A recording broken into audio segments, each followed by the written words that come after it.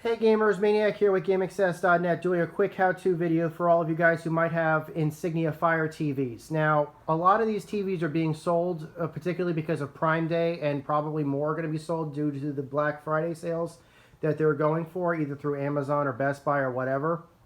A lot of these TVs are being sold, and I guarantee you that a lot of these TVs are being purchased. They are 4K, HDR, and if you buy one of these televisions, you do not need to buy a Fire Stick or any type of Fire cable box or anything like that. However, for those of you guys who do purchase this television, you may notice that the way it's designed can be a little frustrating, particularly if you have an external box that you would prefer to use.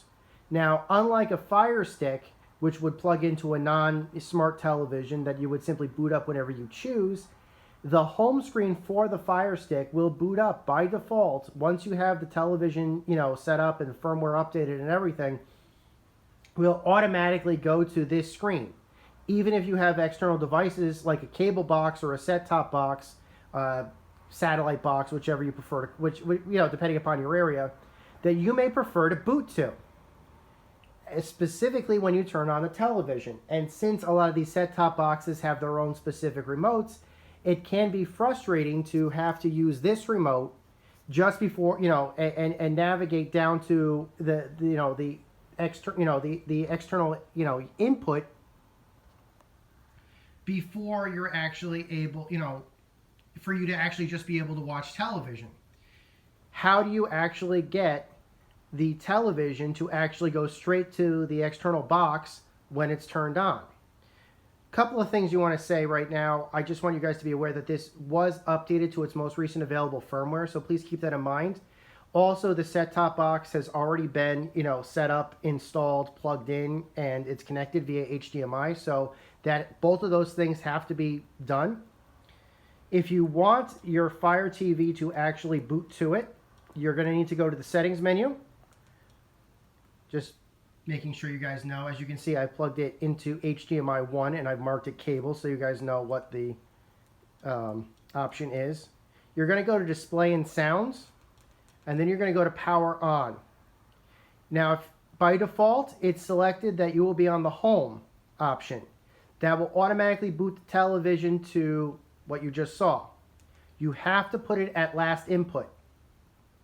Now, if you're using multiple input devices like a DVD player or a Blu-ray player or a 4K player or something, this system is not complex enough to boot to whatever device you tell it to first. It will only boot to the last thing that you watched, that you selected, the last input that you used.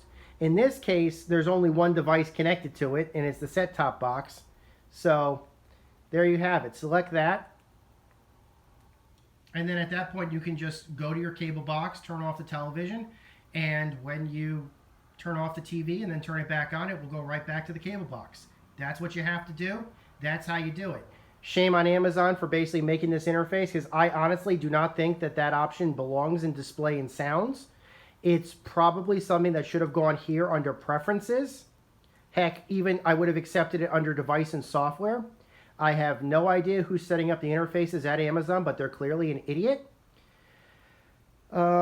I wasn't planning on reviewing this TV or anything like that, but I have to say that despite the fact that this TV was probably $200 less than the Samsung television that I bought like 3 years ago, I would say that the Samsung TV that I bought 3 years ago that you might have seen in other television, that you might have seen in previous how-tos, is superior to this TV in every way. So there's just my 2 cents. You guys can probably disagree with me in the comments section. Till next time, guys, my name is Maniac with GameAccess.net. Take care. Over and out.